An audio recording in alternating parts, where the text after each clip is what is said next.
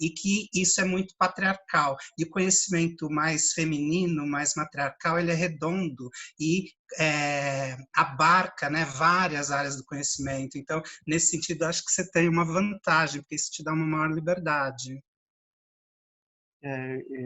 Não sei, assim, tem prós e contras, assim, porque o meio das artes é um meio que tem suas panelinhas também. Então, você, quando não passa por uma formação, você não, a princípio, não se insere num grupo. E aí você fica meio extraterrestre, assim. A galera, aos poucos, demora um pouco mais, mas assim, é uma coisa que você tem que persistir para que você seja conhecido entre os seus pares, assim. Já para uma galera que vai, sei lá, passou para o UERJ, está fazendo arte na UERJ, ou na UF, ou na UFRJ, já conhece um grupo que está ali, que começou junto com ela e tal, então já se reconhece um pouco mais. Então, nessa questão das redes de contato, vale a pena tentar uma faculdade. Eu super entendo o que você falou, e a citação da Grada Quilombo é super, super válida, né? A gente sempre tem que rever a maneira como a gente valora não só a formação acadêmica, mas todo o conhecimento, né? Toda uma perspectiva de conhecimento. Quais são as nossas fontes, né? Enfim, a academia está completamente atravessada pelo conhecimento eurocentrado e tudo mais. As referências são geralmente as mesmas, então a gente precisa ver o que está à nossa volta, que precisa ser valorado tanto quanto. E seu trabalho faz isso brilhantemente, eu acho. Moçada, sintam-se à vontade para perguntar aí, falar das obras que a gente já viu, ou dessa última que a gente estava falando, do bate-bola. Coloquem suas questões aí, aproveitem a oportunidade. Luiz, eu acho que a gente poderia colocar a imagem seguinte e aí eles, né, podiam ir trocando ideias, enfim, porque a minha única preocupação é que passa tão rápido, né? E a gente... Perfeito, Ana. Pode colocar então, Douglas. Eu queria fazer um comentário sobre a do bate-bola. Vai lá. A forma como... Posso falar? Posso. Sim. Volta lá, Douglas, por favor. É que quando eu li esse título Terror da Sul, eu pensei, e tipo, você falou que tem da Baixada, da Zona Norte e da Zona Oeste, é porque eu sinto que cada vez mais não, mas é uma coisa que já vem de muito tempo atrás, de que a Zona Sul, ela se sente ameaçada por essas zonas mais periféricas, que seriam Zona Norte, Zona Oeste, Baixada, né, principalmente.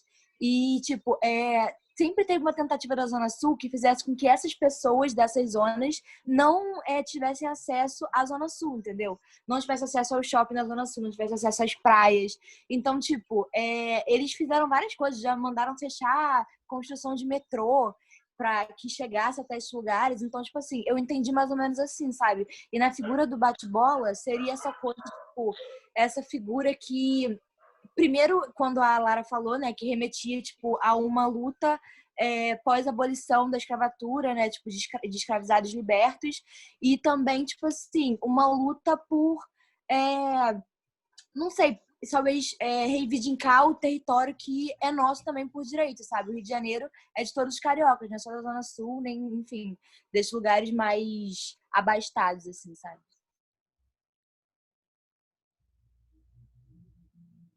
Gente, ela falou tudo o que eu queria falar, mas eu não sabia como falar, entendeu?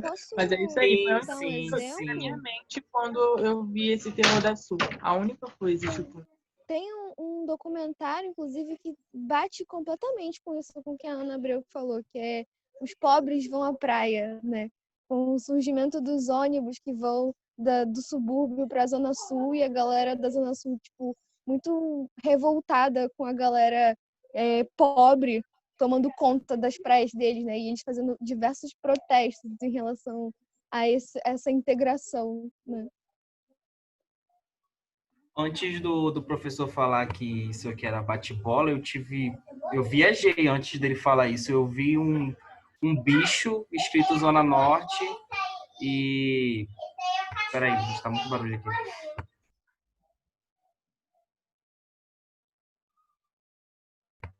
e, tipo, vi como um bicho e eu li Zona Norte, então eu tive um entendimento de que a Zona Norte é uma galera totalmente estranha, totalmente diferente, que é o terror da Zona Sul, que a Zona Sul, sabe, abomina a gente daqui da Zona Norte. Antes dele falar bate-bola, eu tive esse pensamento, porque a máscara em si, eu nunca vi um bate-bola com a máscara assim, elas são mais assustadoras. Essa aqui tá toda laranja, é diferente, não sei. Bom, mas isso é uma coisa super positiva que mostra, né, a plurissignificação de uma obra de arte, né? A ideia é essa, eu acho que também cada um vai enxergar de um jeito, isso é bacana. O que mais, gente? Eu queria perguntar pro artista se essa obra tá ali em frente, acho que é um trilho, não é isso que tá ali? Eu não sei, mas ele tá meio que uma passarela de trilho, não é isso? Eu queria perguntar se isso é intencional para realmente remeter a essa, tipo, a essa classe da periferia não poder chegar na Zona Sul ou tipo os meios que ela leva para chegar na Zona Sul. Sim, total. Na verdade, a fotografia não é o trabalho, né? É um registro do trabalho, que o trabalho ia participar, que era uma exposição num lugar muito de difícil acesso na Zona Sul, lá no Cosme Velho, e era a primeira vez que eu ia expor na Zona Sul. As exposições que eu participei eram no centro ou na Zona Norte. Eu sou morador da Zona Norte, né? Moro no MEI já tem um tempo até. Mas eu não sou natural do Rio de Janeiro, eu sou de Cabo Frio. São de veraneio da Baixada, né? A gente tem muita chegada no verão de turistas baixadenses no Cabo Frio. Mas já moro no Rio de Janeiro há mais tempo do que moro. No caso, eu tirei a foto na estação de trem que me compete, que é a estação do Meia. Porque eu achei que fosse interessante, nessa minha mobilidade por exposição, por essa exposição, demonstrar de onde parte a minha produção, né? E aí tem tudo a ver com o que vocês falaram sobre a questão de como o corpo periférico ou suburbano no Rio de Janeiro é percebido e demarcado pela lógica do medo, inclusive. E como ele se vale também da lógica do medo, às vezes, para se empoderar de alguma forma, se ver tendo algum tipo de poder. E aí eu produzi as três para colocar nessa exposição na Zona Sul, para ver, inclusive, qual tensionamento ético que poderia existir, já que as máscaras poderiam ser utilizadas pelas pessoas que iam frequentar aquela exposição da Zona Sul, muitos zona sulistas, né? Será que eles vestiriam a carapuça? Será que eles comprariam? Será que eles se apropriariam dessa cultura que é suburbana, que é periférica, e para tirar uma selfie ou coisa que vale, enfim? Ali foi um momento em que eu posicionei a minha produção geograficamente e socialmente, nesse sentido, culturalmente também.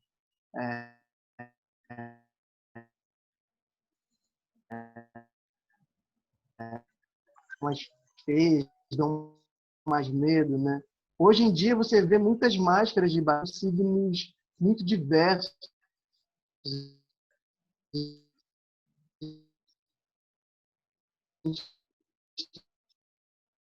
Tem grupos e mais grupos muito diversos que deixam essa linha ainda mais tênue do que é medo, do que é inclusive discutindo questões de gênero, né? A roupa, a vestimenta, você não consegue sugerir um gênero para a vestimenta a priori, de princípio, logo de levar, pô, essa pessoa é um homem, essa pessoa é uma mulher, você sabe, porque não só o anonimato, a própria vestimenta, ela se faz num jogo entre essas noções, né, do masculino, o que seria o masculino, ou se eu respondi, ou se eu fugi muito da pergunta, mas acho que é por aí. Mais alguma sobre essa? Podemos seguir. Eu tenho uma, mas é sobre uma que a gente já passou, que era Qual aquela é? que tinha várias frases, aí tinha. A gente até É a comentou na semana passada, subir no série bolo. Trapos. Isso, Eu posso trapos, fazer aí a uma gente sobre queria essa? saber o que que era. Douglas, volta lá nela, por favor. É uma das A primeiras. Bia quer falar, não é a Bia? Não, Não. eu. Depois do escrevo, a próxima. Isso. Pode falar, gente. Tá aí. Quer saber o que é o sobe no bolo, né? Sobe no bolo, isso. O trabalho começou com o resto de outros trabalhos, umas rebarbas de lona, umas rebarbas de algodão, principalmente, por exemplo, da Escrevo, que foi o meu primeiro trabalho em exposição nesse momento de artes visuais. Né? E aí sobraram essas rebarbas e eu, no mesmo momento, eu estava reunindo ações e registros que tentavam organizar uma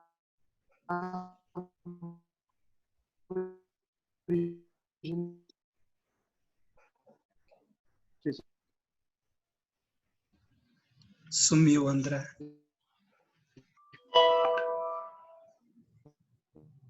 Pensei que fosse aqui. escravizadas como eu, vocês André, tá travando um pouco.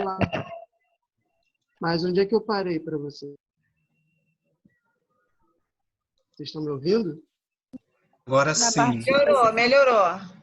Deixa eu sentar aqui, porque aqui também a internet é muito ruim. Deixa eu sentar aqui mais para frente, que eu acho que talvez melhore. Melhorou? Isso, fala um pouquinho mais perto do microfone, tá? Tá, eu vou pegar o microfone aqui que tá com na mão. Tá bom. Dá uma resumida aí de tudo que tu falou. Eu acho que não se ouviu muito. Não deu para entender nada. Tá, eu tava vendo só as carinhas meio assustadas, assim, imaginei que tava dando algum ruim. Melhorou bem agora. Bom, esse trabalho surge. Vamos lá. Esse trabalho surge com eu sem saber o que fazer com os restos de pintura, restos de lona, restos de algodão, restos inclusive do trabalho Escrevo, que foi o primeiro que eu produzi. E aí eu também estava nesse mesmo momento me deparando com dificuldades em reconstruir a árvore genealógica da minha família. Pessoas que, como eu, são descendentes de escravizados, esbarram com uma série de dificuldades provenientes da vontade do apagamento histórico que aconteceu, né? E que vive acontecendo ainda, né? Tem sempre um desejo de apagar as importâncias e as nossas relevâncias culturais e históricas, né? Ou apagar ou embranquecê-las. Então, é um processo que faz parte da mesma lógica. E aí eu fui me deparando com essas lacunas e com alguns registros orais da minha família. Eu tenho sorte de ter uma avó que é contadora de história, que lembra muitas histórias dos seus mais velhos. Lembra as histórias, inclusive, do período do cativeiro, que ela não vivenciou, mas a sua mãe sim, a sua avó sim.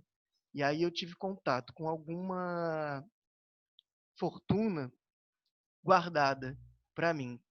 Então, alguns desses trapos são frases da minha família, dessas histórias da minha família. Outros desses trapos são o meu preenchimento dessas lacunas, coisas que eu gostaria de ouvir na história da minha família. Então, quando se exibe uma lacuna para a gente de apagamento, é preciso que a gente fabule alguma coisa que comprove e reafirme a nossa potência de vida. Então, eu estive diante dessa lacuna e preenchi dessa maneira. A gente poderia falar de uma por uma, inclusive, só que ia ser uma aula inteira só nisso.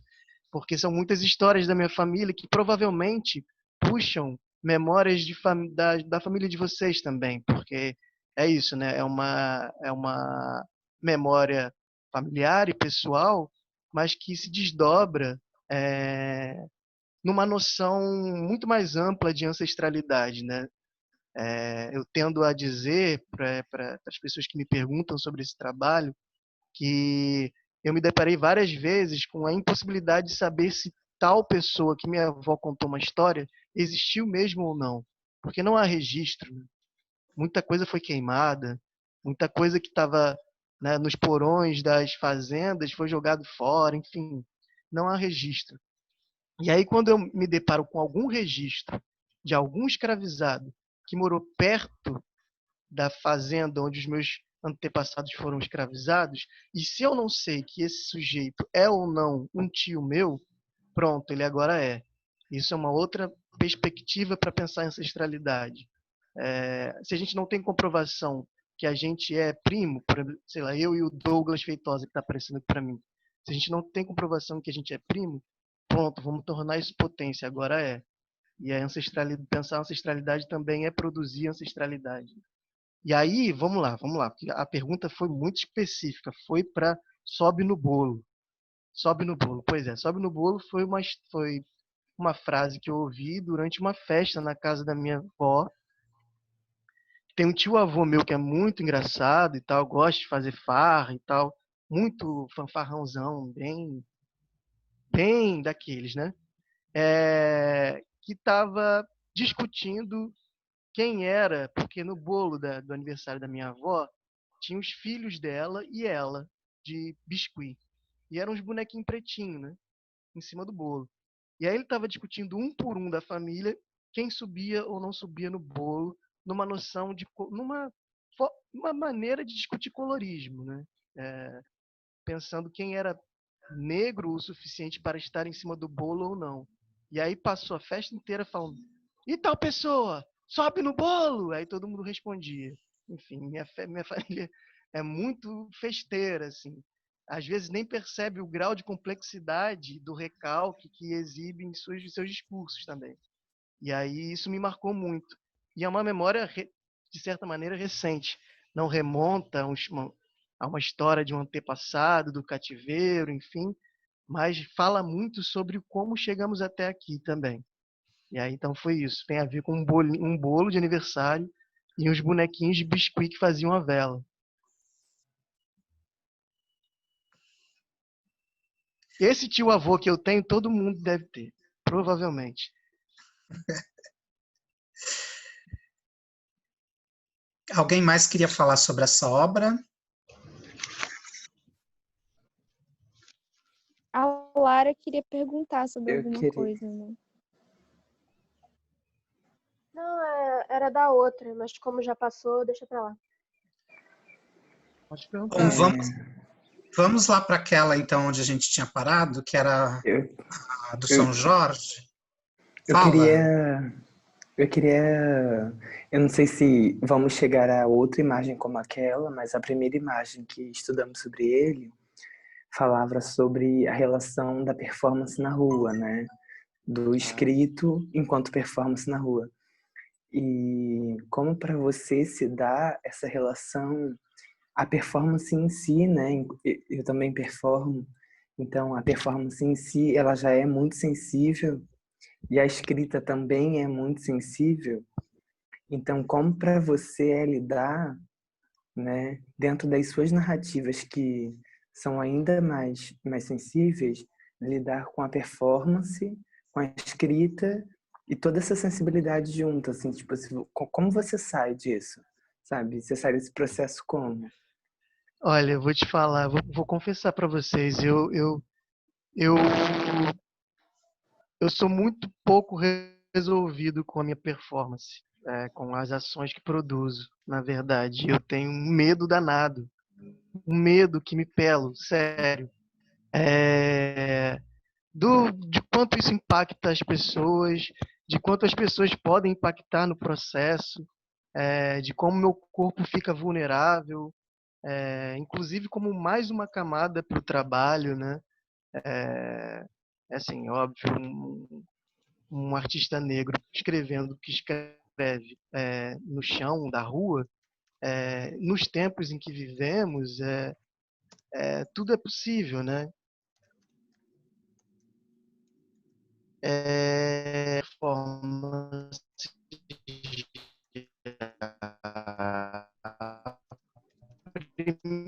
Travou primeiro aí. trabalho, escrevo. Travou, André.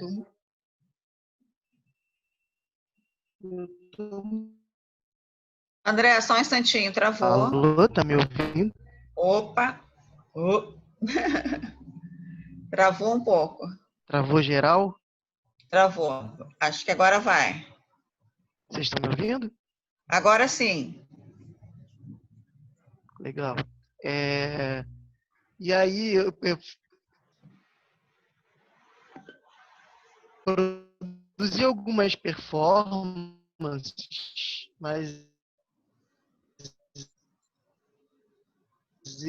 eu ainda tenho. Depois ela vira um trabalho, o tecido vira um trabalho por si só, mas ela foi uma escrita em performance dentro de um espaço museológico, como o Elliot Sica, que foi o primeiro lugar onde eu expus. Eu tive essa sorte de ter participado do África Informática, que foi uma Eu também. exposição que me abriu os caminhos. Quem?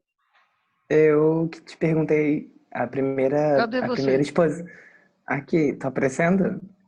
A primeira exposição e performance minha foi na Eliotsica também.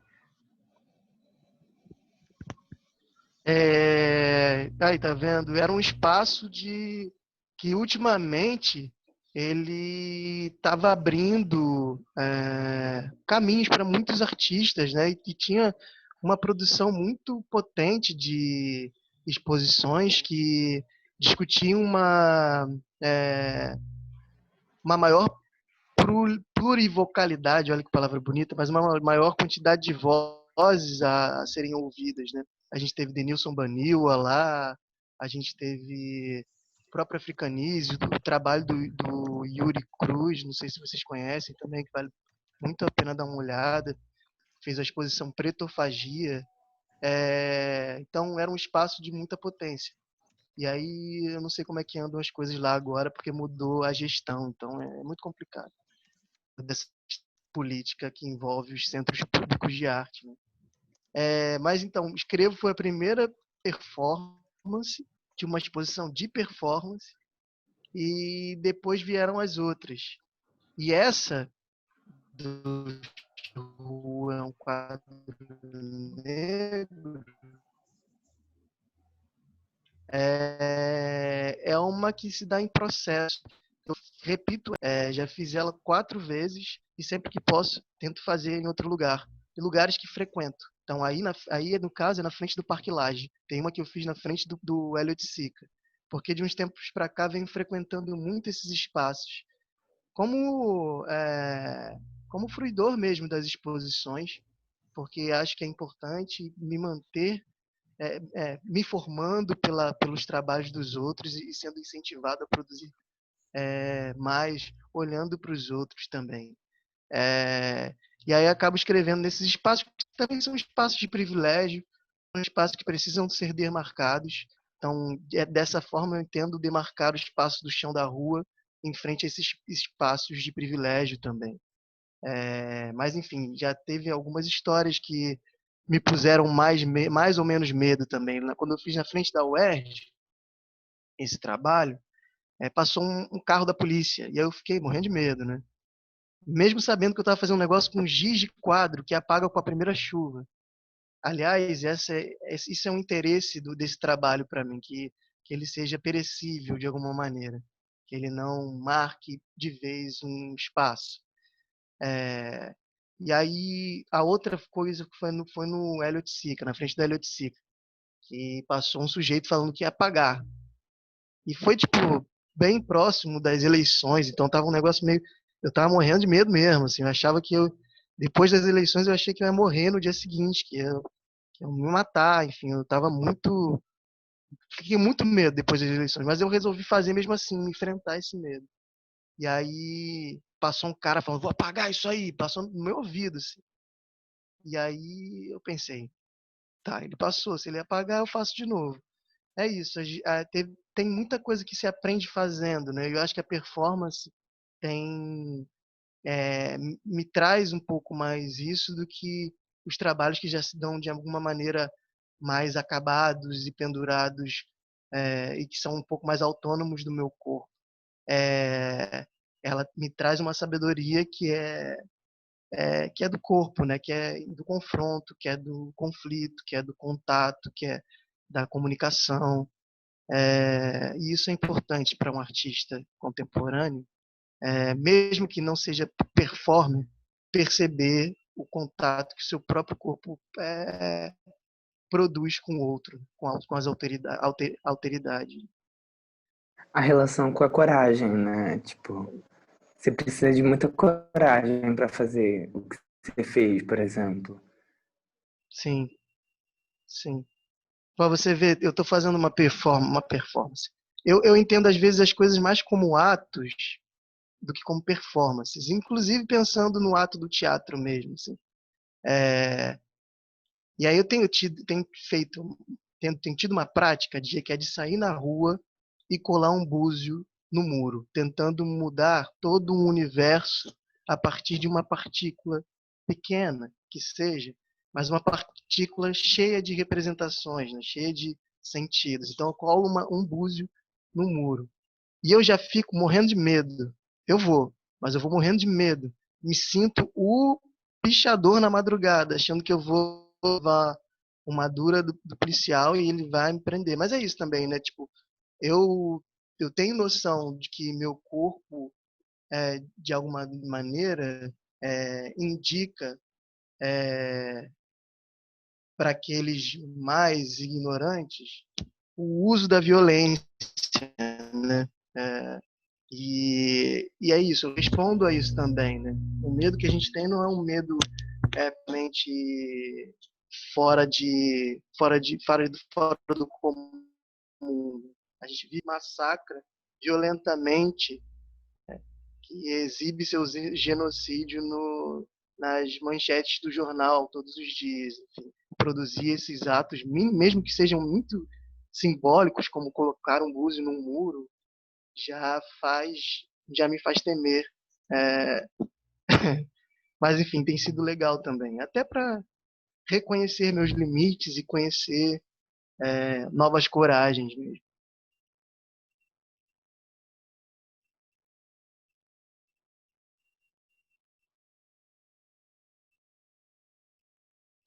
Essa Santo de Fé parece que primeiro você pintou, depois você recortou e formou a palavra fé. É isso mesmo, André? É isso. Na verdade, esse trabalho surgiu porque eu ganhei uma roupa de cama. Durante o período da pandemia, eu moro muito longe de papelaria, de lugar para comprar material, e não tenho ainda muita coragem de pegar e ir para um lugar muito longe do meu bairro para comprar material.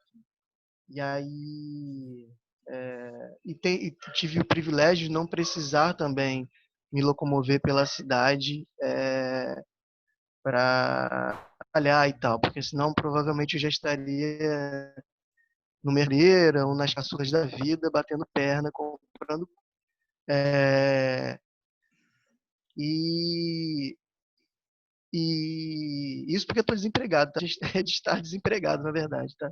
É, mas esse aí surgiu quando eu estava numa reunião dessas de Zoom e comecei a pensar o que de palavra eu conseguia retirar de um retângulo de papelão que veio dentro da roupa de cama para ela ficar durinha, vieram 2 retângulos de papelão.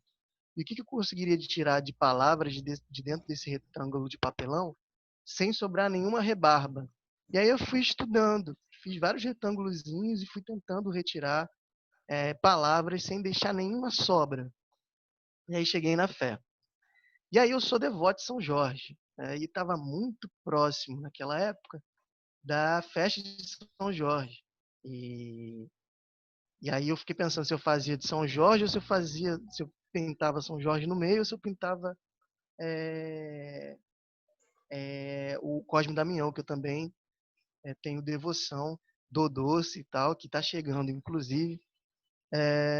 E aí pensei em fazer o São Jorge, porque eu já tinha pintado um trabalho que era sobre Dom 1. Aí eu falei, vou então me dedicar um pouco mais a São Jorge e vou fazer esse. E aí surgiu, fiquei estudando os desenhos depois, aí pintei. E aí isso também, mesmo que não seja de performance, te faz aprender pelo corpo, né? Como tem conhecimentos que se dão no corpo, no uso do corpo, no uso dos materiais com a mão. E aí me deparei com uma sabedoria que agora tem, que é quando eu pintei isso, eu tive que cortar, que a ideia era cortar. E eu fiquei travado, né? Como é que eu vou cortar isso? Gostei tanto, tá tão bonito inteirinho. Mas aí fui lá e cortei com muita sabedoria. E agora tô bem mais tranquilo para fazer isso outras vezes. Inclusive fiz um trabalho depois desse, que é na mesma linha, né? Uma mesma série, e que eu já não Luta. estava com tanta dó assim, de cortar. É o Orixá de Luta. Esse é o Fé, e o Orixá de Luta é com Ogum, no fundo. Acho que a Lara quer perguntar. Vai lá, Lara. Eu queria perguntar porque eu não sei se eu tô olhando coisa onde não tem, mas olhando as suas obras, assim, passando no ladinho, onde tá tipo de 7, 8, 9, passam os slides, eu percebo que você faz uso muito de cores quentes, como amarelo, laranja, vermelho. Eu queria saber se isso tem alguma coisa por trás ou se é simplesmente preferência pelas cores. Olha, vou te contar. Eu tô aqui confessando meus pecados para vocês, né? O que acontece muito eu uso a tinta que tem lá em casa. E aí, às vezes é guache, às vezes é um PVC um PVA que tá sobrando. E aí tem muitas cores básicas, né? Cores primárias, né, em casa. E eu não sou um pintorzão, né? Eu ainda não domino a mistura para construir cores e tudo mais. Que me dá sorte, na verdade, a minha sorte é que as figuras que eu quero representar, geralmente, elas conversam com essas cores que eu tenho em casa. Então essa é uma sorte grande que eu tenho, porque São Jorge é verde, é vermelho e branco. O amarelo eu taquei aí numa de dialogar com os panfletos construtivistas russos, que é uma forma de você criar os ícones, né? Você dá esses raios de luz atrás e tudo mais.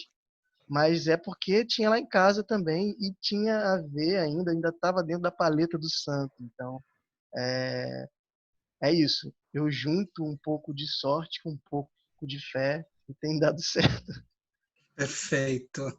Vamos passar para a próxima, André, que acho que a gente infelizmente não tem muito tempo. Eu não queria deixar de ouvir você sobre essa obra. Assim, Professor, Oi, aquele Raíssa. fé. Deixa eu então só eu fazer. queria falar Já falo já ou a vocês obra perguntam? eu não tô ouvindo ninguém agora. Nós estamos te ouvindo, Raíssa, pode falar. Tá bom. Eu queria falar sobre a obra, né, do André. A fé tem ligação com a figa, se elas duas foram pensadas juntas ou não, porque de certas formas elas se interligam. Elas têm uma relação direta, não só pela proposta, que é de alguma forma lidar com o processo de construção da minha religiosidade, mas também com o material usado, né? É o mesmo guache de base, vermelho, mas eles são de tempos diferentes, elas são obras de tempos diferentes. A Figa na Fuga surge logo no começo, lá em 2018 ainda, para 2019, se não me engano, comecinho em 2019. E foi agora na pandemia, então foi um trabalho feito muito recentemente. Só que tem tudo a ver um trabalho com o outro, mas eles não são parte de uma mesma série, não. Tem um outro trabalho que é da mesma série, que é o Orixá de Luta, que é um outro trabalho. Mas a Figa na Fuga tem tudo a ver. Tem tudo a ver. Eu gostaria muito de saber se a última obra apresentada, o do Fé, é de fato um rosto representado ali em branco, no laranja, ou se não é um rosto. Que eu realmente consegui assistir um rosto. Na verdade, é o Você São não- Eu Jorge. super vejo os dois. Eu super vejo os dois. O São Jorge e um rosto. Eu vejo que Gente, eles se completam, né? Eles se Aham. completam. Só isso. Mas aonde que tem o rosto? Nossa, super tem um rosto ali de um homem Virado pro cego, S. Como se ele sabe? tivesse de lado virado na pro parte S. laranja. De Eu não óculos. Eu acho de cabeça pra enxergo. baixo, tipo, o ah, é é. o cavalo, vocês estão falando, né?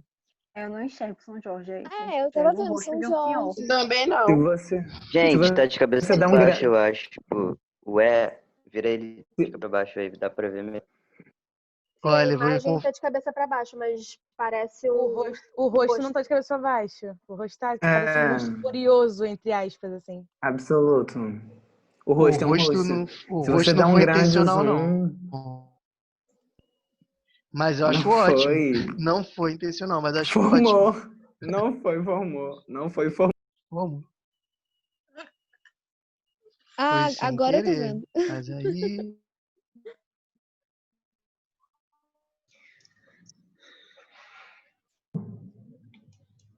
Vamos para Já de nunca? luto. Nós temos mais uns 5 minutinhos, tá? Uns 5, 7 Então, vamos minutos para o aí, próximo. ok? E aí?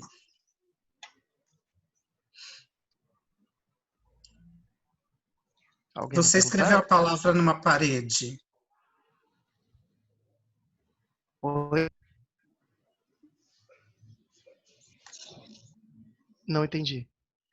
Tá, isso aí você escreveu a palavra com a ferradura numa parede, é isso? Parece nunca.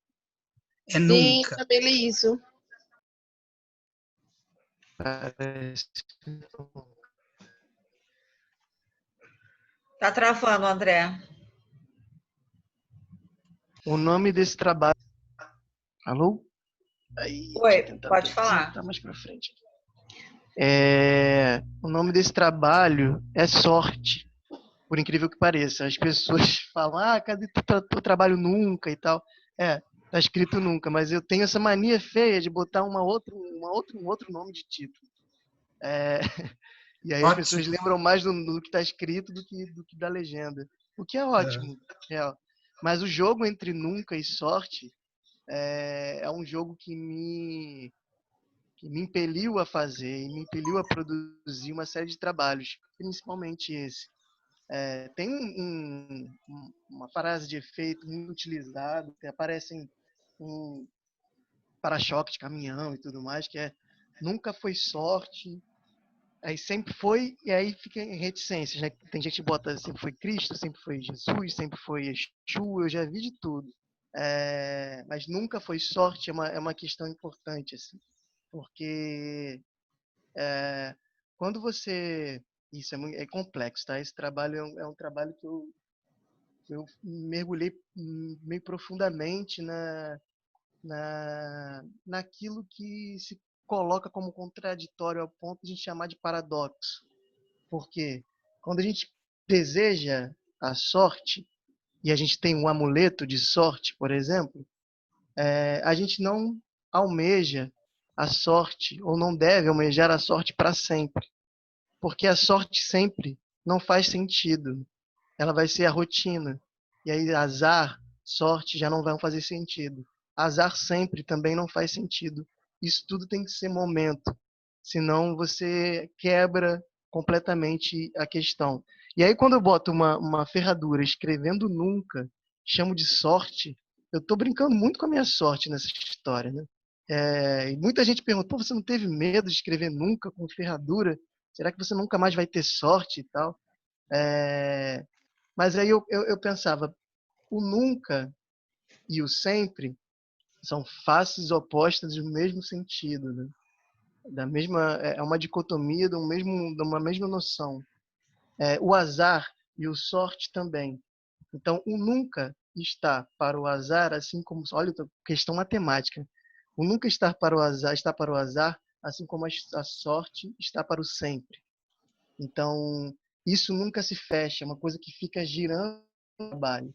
O nunca e a sorte, o azar e o sempre, porque quando você pega um amuleto, a sua primeira ideia é de que isso vai te dar sorte sempre. Mas não é bem assim, né? Sempre detona com a ideia de sorte. Porque se você tem sorte sempre, é só o comum. Sorte é só o comum. Eu tenho um outro trabalho que não está aí, que são 2 chinelos que eu entalhei neles, na parte de baixo da sola, desvira. E eles são expostos de cabeça para baixo. Que também é uma coisa que as pessoas ficavam assim, como você colocou isso assim, de cabeça para baixo? A mãe morre. Você não sabe que a mãe morre se deixar o chinelo assim? E aí é uma coisa também para jogar um pouco com essas noções de superstição, de cultura popular, de onde a sorte e o azar estão em jogo o tempo inteiro. Acho lindo isso. Nossa, é poético demais, cara. Bom, dá tempo de ver mais uma? Como é que estamos de tempo aí, Douglas, Ana? A Deise, eu acho que quer falar, não? Não, só aplausos mesmo. Já estamos aí com... Acho que dá tempo Gente, deveria ser super estendido. Olha, é só para avisar. Deveria ser super estendido. É só para avisar o Convidado André que eu especial. estou recebendo aqui mensagens. Claro, eu estou recebendo mensagens de todos os alunos, mas assim, que a gente precisa de 3 aulas no mínimo com ele presente. Sim. A gente está super, viu, André? Aqui é Ivonete, eu estou... Oi, André, estou sem vídeo. Pedir desculpa por você, porque tem um probleminha aqui. Mas, nossa, nós estamos super felizes de receber você, de ouvir falar dos seus medos e das suas coragens. Eu só fiquei pensando, cara, o cara que tem medo de colar um búzio numa parede, no muro, e tem coragem de propor uma observação, uma inteligência humana como você propõe. Então, a sua coragem é muito maior que seu medo, viu, cara? Porque você mexe com coisas que você não sabe onde vai parar, né? Você vê onde é que a gente está aqui. Isso é um ato de coragem seu. Que é muito. Você e particularmente a Raíza, viu, Raíza? Obrigado. Você me comoveu, porque... Não, nem... Desculpa. Você efetivamente me comoveu, cara, porque você não pensou... Ela é corajosa também, André. Ela não pensou, ela acreditou numa possibilidade, né? No possível. E eu acho que nós estamos aqui porque todos nós, cara, todos nós acreditamos no possível. Porque senão a gente não saía, nem ligava esse negócio, né? De tão complexo que está a vida. Então, antes de qualquer coisa, eu quero agradecer a Raíza por ser corajosa de fazer uma ação dessa. Muito obrigada a todos que estão aqui, ao professor que trouxe você. E, cara, a sua presença, a sua energia, eu estou totalmente energizada, estou muito feliz de estar aqui. Muito obrigada, agradecer a Ana, toda a equipe, todos os alunos, a esse professor incrível que a gente tem, viu? E um abraço, eu queria estar perto para te dar um abraço, né? E um dia que a gente ia ao galpão, eu queria te convidar para você ver quantos muros a gente tem lá. Como a gente tem metros e metros de muro, que podemos fazer muitas coisas. Nossa. Muito obrigada, cara. Gente, pelo convite. Muito obrigada.